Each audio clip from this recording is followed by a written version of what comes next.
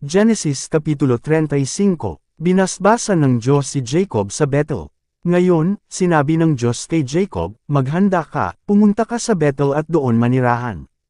Gumawa ka roon ng altar para sa akin, ang Diyos na nagpakita sa iyo nang tumakas ka sa kapatid mong si Esau.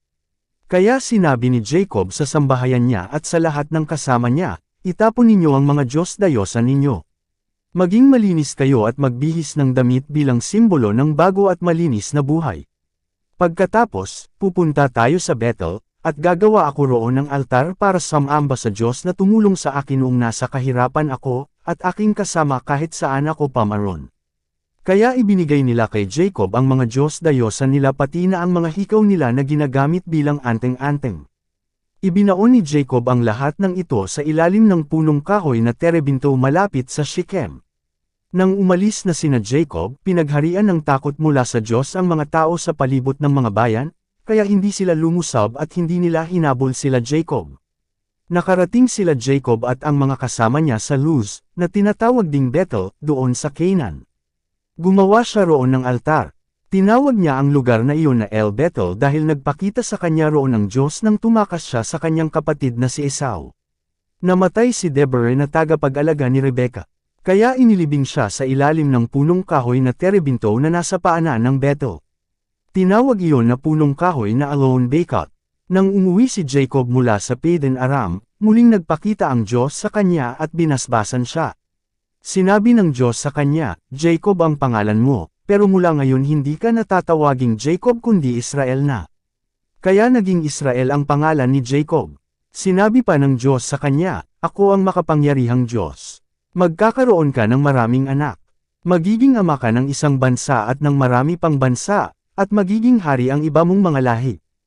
Ang lupain na ibinigay ko kay Abraham at kay Isaac ay ibibigay ko rin sa iyo at sa mga lahi mo. Pagkatapos, umalis ang Diyos sa lugar na iyon kung saan nakipag-usap siya kay Jacob, at nagtayo roon si Jacob ng batong alaala. Binuhusan niya agad ng alak at langis ang bato para maging banal. Pinangalanan niya ang lugar na iyon na Bethel. Ang pagkamatay ni Rachel, umalis si Jacob at ang sambahayan niya sa Bethel. Mangganganak na noon si Rachel. Malayo pa sila sa bayan ng Ephrata, sumakit na ang tiyan ni Rachel. Nang matindi na ang sakit, sinabi ng manghihilot sa kanya, huwag kang matakot Rachel, lalaki na naman ang anak mo. Isinilang ang sanggol pero nasa bingit ng kamatayan si Rachel. Bago siya malagutan ng hininga, pinangalanan niya ang sanggol na Ben-Oni. Pero pinangalanan ni Jacob ang sanggol na Benjamin. Namatay si Rachel at inilibing sa tabi ng daan na papunta sa Ephrata, na tinatawag ngayong Bethlehem. Nilagyan ni Jacob ng bato ang libingan ni Rachel bilang palatandaan, at hanggang ngayon naroon pa rin ang palatandaang ito. Nagpatuloy sina Jacob sa kanilang paglalakbay.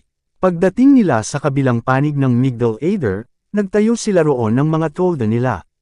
Habang nakatira roon sila Jacob, sumiping si Reuben kay Bilha na isa sa mga asawa ng kanyang ama. Nang malaman iyon ni Jacob, galit na galit siya. Ang mga anak na lalaki ni Jacob. May 12 anak na lalaki si Jacob.